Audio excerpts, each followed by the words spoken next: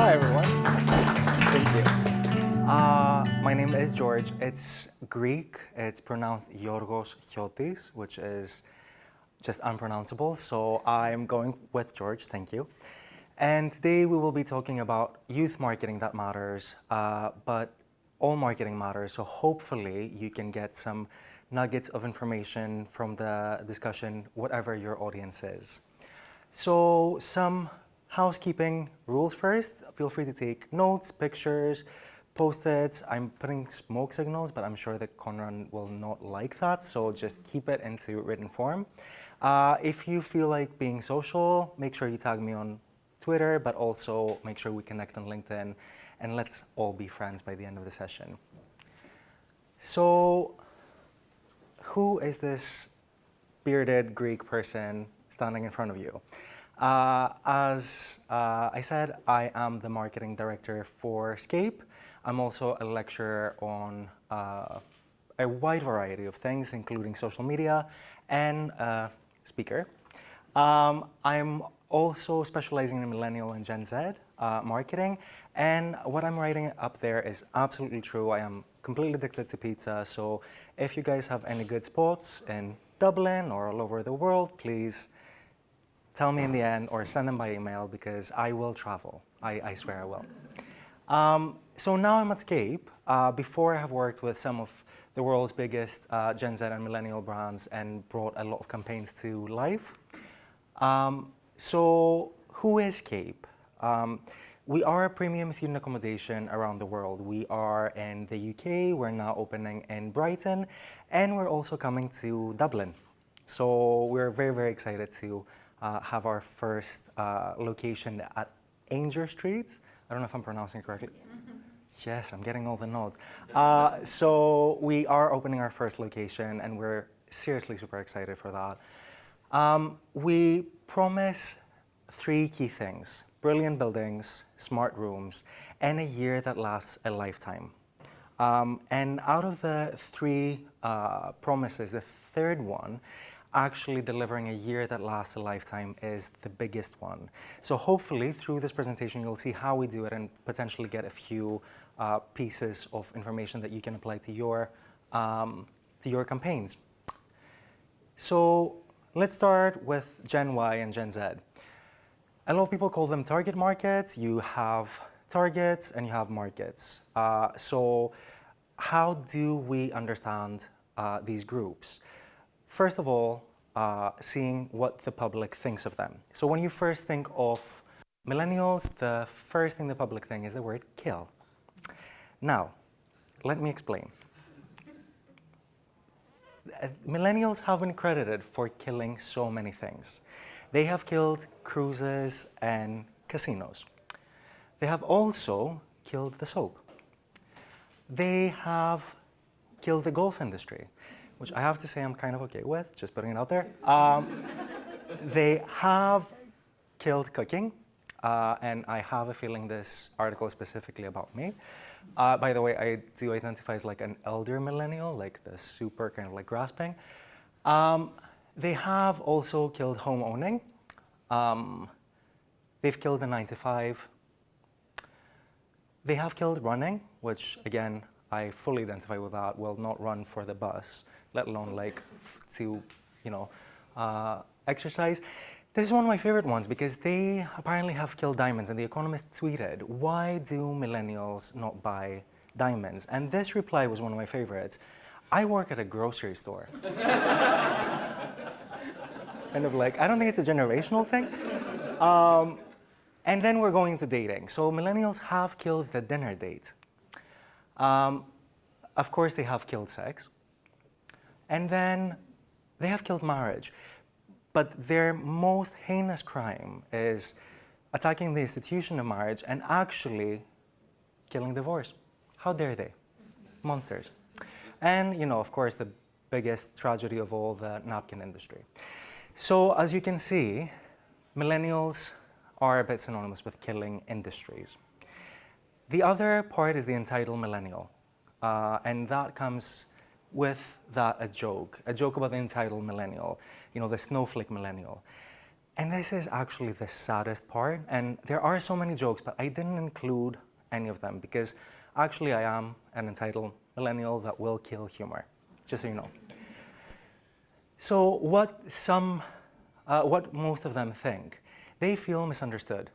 They feel like they are at a stage where, it is very, very difficult to achieve some of the things that they're saying that they're not doing. So they're stuck between a rock and a hard place. Homeowning. It's not that they don't want to buy a house, it's that it's very, very difficult to actually buy a house at this economy.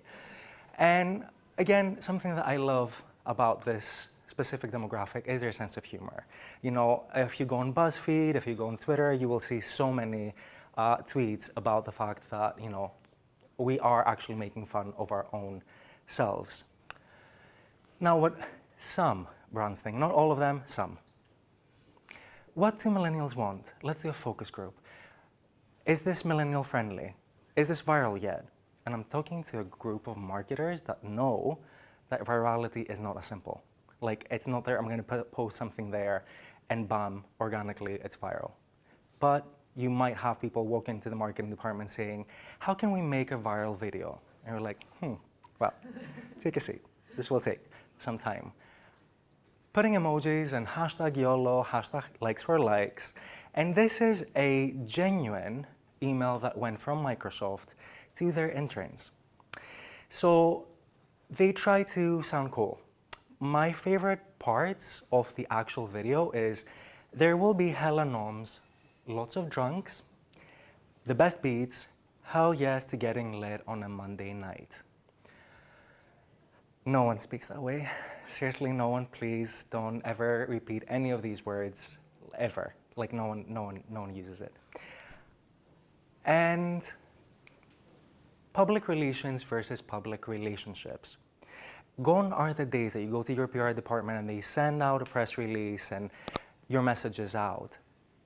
Now it's about relationships. It's about the one-to-one. It's about how do you use social media as something that is igniting a relationship and a conversation with your people instead of seeing it as a chore, something that your social media team needs to do. It's about the insights that you get from it, and it's about how do you use it in a way that actually enriches your marketing team. So, youth marketing, super simple, you can generalize it. Trick question? No. Millennials and Gen Z are intrinsically different. And something that I'm going to say as well, within these generational groups, they're very different subgroups. You cannot fully generalize them. You cannot say all millennials do something, all Gen Z do something. It's very, very different. They share some commonalities, and these are the key ones. Now, out of all of these, I will say the digital pioneers versus digital natives is probably the most important one. Millennials grew up with computers. Gen Z is growing up with touchscreens. The even further generation, Gen Alpha, I don't know if you've ever been to Nando's or a restaurant and you see a family and a child with a phone that's looking at something and they can operate YouTube better than I can. They can swipe and focus, and they cannot even speak, but they can use something that is digital. This also changes the concept of so many things. So for example, for me, when I was younger, a long time ago, if it was in the summer and I didn't have class and I was bored, I could literally just stay at home and twirl my thumbs and do absolutely nothing. Right now, there's always a screen. You're never bored. You can just go on Netflix and see something. So now this is a different kind of boredom. This is an active boredom. And the human brain is not necessarily built for that. So again, we don't know exactly what this is doing to Gen Z. And as marketeers, we need to consider that, and we need to see how we can help this demographic. So both generations actually ask, whenever we do focus groups, the main thing that they ask is, what is this doing for me? What is this brand doing for me? What is this campaign doing for me? Why do I need to even engage it? A person sees about 3,000 ads every day. Why should I engage with your specific ad? And I'm going to focus on this because please, please, please, if you're going to take away one thing, is ask yourselves, what is this piece of content that I'm producing? What is this campaign doing for the actual person? Is it just us saying, our brand is amazing? Or is it actually giving them something that they can take away? Now, it is all about rethinking youth marketing and injecting. I know purpose is a buzzword, and I know it has been used so much, but it is one of my favorite words when it is used for a reason. And how can you inject value to your marketing? By rethinking your purpose. Now, if you Google selling to millennials and selling to Gen Z, you'll get about 20 million results. If you Google marketing to millennials, you get about 34 million results. However, if you're Googling supporting and championing millennials, you get about 9 million results, 8 point something. Remember what we just said. What they're asking is, what is this doing for me? And we're not listening. Creating campaigns that actually contribute in the supporting and championing of these groups actually fulfills that gap that the generational audience tells you that they want. So we're going to look at a few different elements, and we're going to start with loyalty.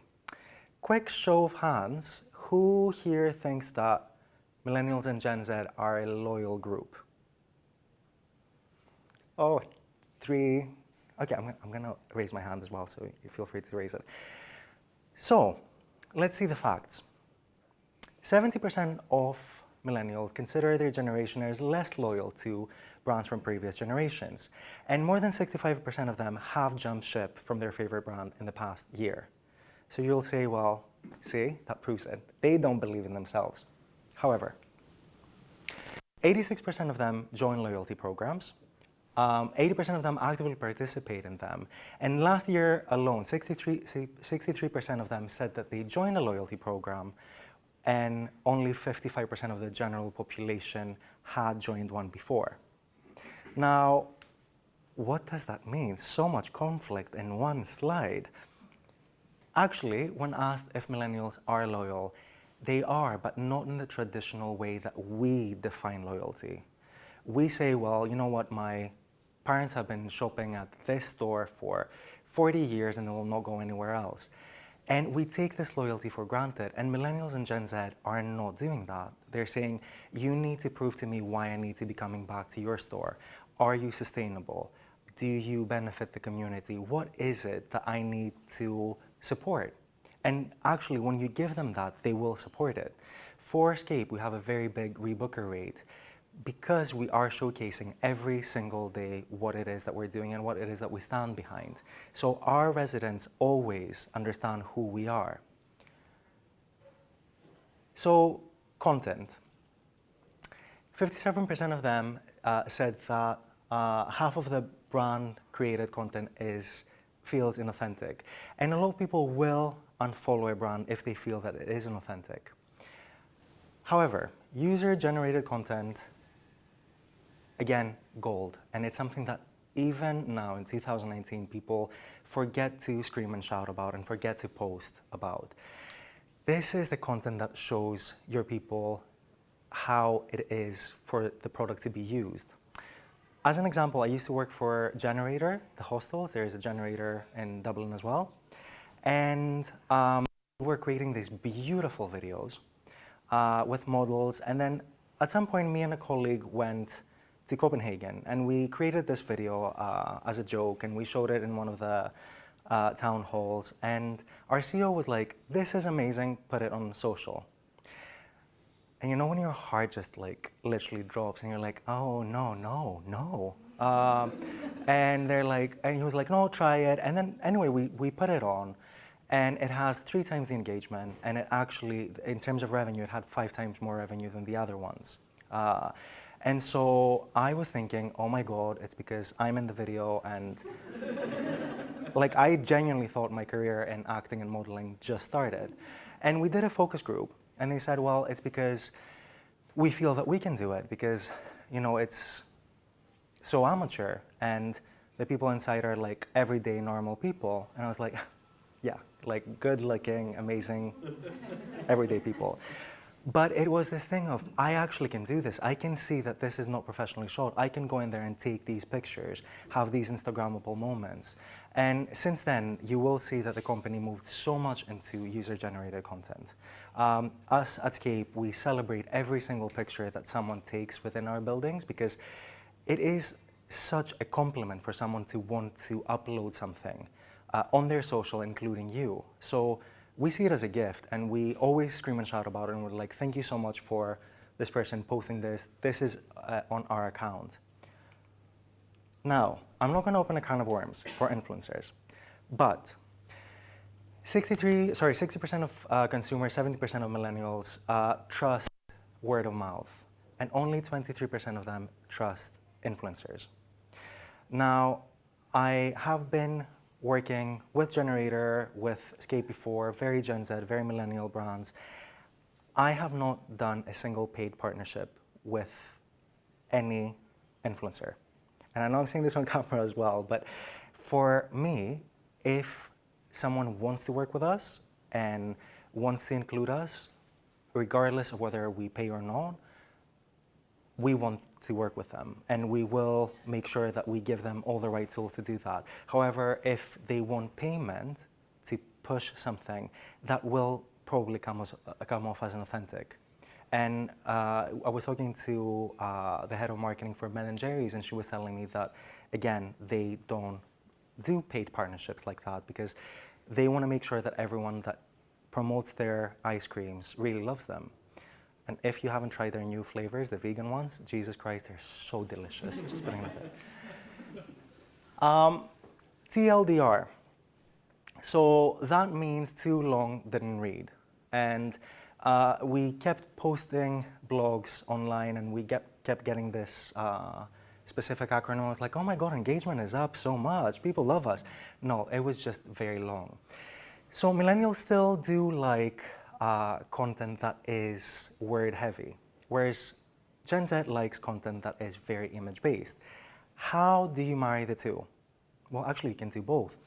In Scape, we asked during a focus group, what is your favorite topic that you want us to tackle? And overwhelmingly, we got sustainability. People were very, very passionate about it, and especially plastic.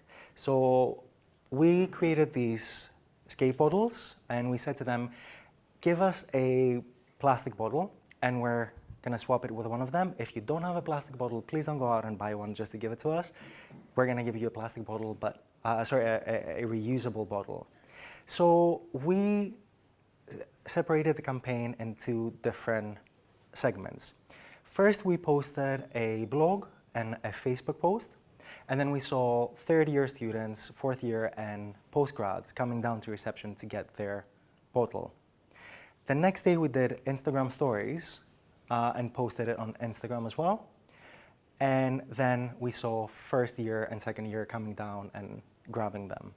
And even the behavioral patterns around getting it, so from grabbing the bottle and starting to take pictures to actually just going and using it, differentiate it a little bit. But for us, it was so rewarding to see the difference there and to see how we can tailor a message, the same exact message, but to different ways of consuming media. Okay, don't be a tryhard. So there is a thin line between being cool and annoying, and using slang or making fun of customers. There are some brands that are actually absolutely brilliant at doing it. Burger King and McDonald's, where they're having like these wars between each other. They are actually doing an amazing job, but they are the exception that confirms the rule. Make sure that before you go into that tone of voice, that you actually take things that are working, like using video clips, responding to questions, joining conversations. Don't feel like because other people are doing it, you need to do it as well. Also, where are you tailoring that message? Where are you showing personality? So, you can do it on Facebook, on Instagram, but then when it comes to LinkedIn, you wouldn't necessarily want to start putting something that's a bit, and depending on the brand, if you're a brand like Palace, Palace responds back to customer queries calling people names. And I was initially horrified. I was like, oh my God, they said what word? But it really works because their audience find it hilarious. But that's their brand, just putting it out there. And then brand actions on social that prompt consumers to purchase. And this is what we were saying before. Please, please, please make sure that you are being responsive, you are offering promotions, and then you start being funny. But first, make sure that everything else is being done. Because, again, trying to be funny on social and then someone complaining and saying, okay, you're making jokes, but I didn't get my delivery. What about that? That's something to really consider. And then something that we have really focused this year at Scape, show me your friends and I'll tell you who you are. And for example, what we offer our students is a Scape card. So this is literally your key to your room. But for us, it's also your key to unlock your city, because a lot of students are coming from abroad. They might not know the city, or even if they come from the same country but different city, they might not know it. So it is part of our responsibility and part of our journey to make sure that they actually have an element of support from us. So we partner with, let's say, Uber, WeWork, How to Academy. We're partnering with Xbox, with Neat Nutrition, that again do really, really good protein powders if you're into your fitness. And we are showcasing to our students, well, these are our friends. We don't have to tell you that we're cool because our friends are cool. But also, this is really important to us. The fact that we actually partner with local brands as well. And we make sure that our students, if someone is coming from China, might not necessarily know where to go for a good coffee or where to go for a good burger. Meet Mission, if you ever come to London, they do amazing, amazing chicken burgers. And the monkey fingers, please have them. It sounds like I'm really hungry, I just had lunch as well. But they do some really good stuff, and you do feel like you're part of a community, and this is the biggest part for us. So I would close with, today, you are in a room full of brands. Please don't leave here without saying hi to another fellow marketeer. You never know where it will lead. We have done partnerships with people that you would be like, this really doesn't fit, and it did. You never know who you are going to meet in the room. So just make sure that you leave with at least one business card or two. And that is all from me. If you have any questions, comments, or compliments, feel free to come and say hi or ask them now. Oh, question. Especially this generations create a lot of nuisance in terms of negative publicity. So how we can handle if you have any suggestions, because I feel like there's another example we had for the drink. So everything changed within 24 hours. So this generation actually make a difference. So how do you handle that? I think being honest and seeing if they have a point. We've had situations where, in our residences, someone might be very unhappy about something and they will go on, because you have that power and everyone right now has the right to express that opinion. So they will go online and they will say, Scape is this, Scape is that. And we first see, before we get on the defensive or give them a very standard response, so thank you for your message, we're sorry you feel that way. What? No. It's kind of a, okay, does this person have a point? If they do, can we actually address it? Can we address it before it starts snowballing? And if they don't, understand where it's coming from, because most of the times, like we had someone saying, you don't have recycling. How dare you not have recycling? And I'm the kind of person that will literally walk 5 blocks until I find a recycling bin to throw something. So we came back to this person and we said, actually, no, we have a service that comes and collects all the rubbish and handpicks the recycling, because we know that it's difficult sometimes for people to do that. And then this ended up being one of our most liked comments, because it is about educating them. I think if you have someone that's a serial complainer, you do need to almost understand that people will see through that. In hotels, you might have someone saying, I don't know, the person next door was loud. This has nothing to do with the hotel. So people will see through that, but it is understanding their point. Can I ask? Yes. Thanks for a great presentation. Very interesting. I suppose a lot of what you talked about in my mind was how you look after your community and your clients, being students or whatever from around the world. I suppose from a perspective of you're going to launch in Dublin at some stage, probably before September. Next September. Oh, next September. Yeah. On Inject Street. Like from a success point of view, where do you see the opportunities with kind of sharing your brand, telling your story, and by the way, we're open for business.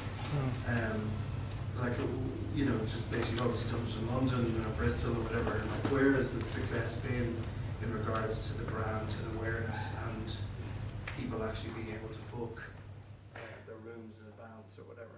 Well, there are a few different elements of success for the brand. Obviously, metrics like sales and revenue and all the, putting heads in beds is very, very important. For us, it's also for people to understand why Scape does what we do and why it is important. We do a few different initiatives. We have this initiative called Future Shapers. And we do a startup lab where we collaborate with WeWork, and we ask students, not just from Scape, from every university, to pitch their entrepreneurial ideas. We take over WeWork for a day, and they do pitches, and then we pay for a desk at WeWork for them to launch their ideas. We do a mentorship with them. We just did the Fast Forward event where we took our students and introduced them to inspiring interns. And what they were doing is showcasing to them video CVs and how softwares for HR work in order to scan their CVs. Because right now, Gen Z is entering the workforce in a very different time. Most of the times, their CV is not looked from a human being. It's scanned from a software. So teaching them practically how to do it. Because a lot of other people will say, well, let's do a CV masterclass. That does nothing. We literally took our residents and put them straight in contact with jobs. So it is about understanding and building that not only reputation, but actual tangible difference in the Gen Z community. And what I said in the beginning, I genuinely believe it. It's about championing this generation. And you don't have to be a Scape resident to get the benefits of what we offer. It's open to the entire public.